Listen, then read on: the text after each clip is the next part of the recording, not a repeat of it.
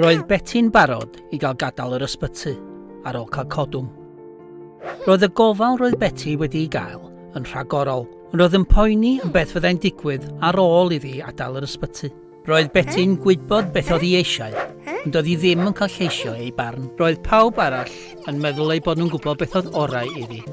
Roedd Betty'n dal i drio lleisio ei barn, ond roedd y pethau roedden nhw'n sôn amdano nhw, a'r jargon roedden nhw'n ei ddefnyddio, mor ddryslyd. Y cyfan oedd Betty eisiau oedd mynd yn ôl i'w chartref. Gartref oedd Betty hapusaf, yn agos at ei ffrindiau a'i theulu.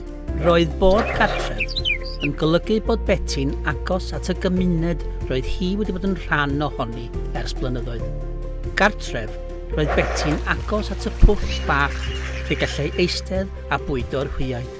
Roedd pawb yn meddwl ei bod nhw'n gwybod beth oedd orau i Betty ac yn gwneud penderfyniadau ar ei rhan. Doedd gan Betty ddim llais. Wrth lwc, fe wnaeth Betty gyfarfod Lisa, eiriolwr proffesiynol annibynnol. Fe ddywedodd Lisa wrth Betty am ei hawliau, a siaradodd am beth oedd Betty eisiau. Fel eiriolwr, gallai Lisa helpu Betty i leisio ei barn. Hefyd, roedd Lisa'n gallu siarad ar ran Betty. Roedd Lisa'n annibynnol ac yn gweithio i Betty yn unig, i wneud yn siŵr ei bod yn cael lleisio ei barn. Roedd hi'n gwybod sut i weithio'r system. Roedd hi'n gwybod sut i wneud yn siŵr bod llais Betty'n cael ei glywed. Diolch i Lisa ar eirioli wnaeth hi.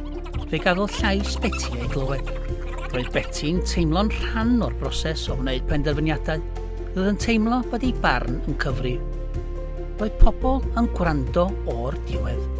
A diolch i help Lisa, roedd posib i Betty gael y gofal a'r cymorth roedd hi ei angen mwyn cael mynd yn ôl i'w chartref oedd mor bwysig iddi.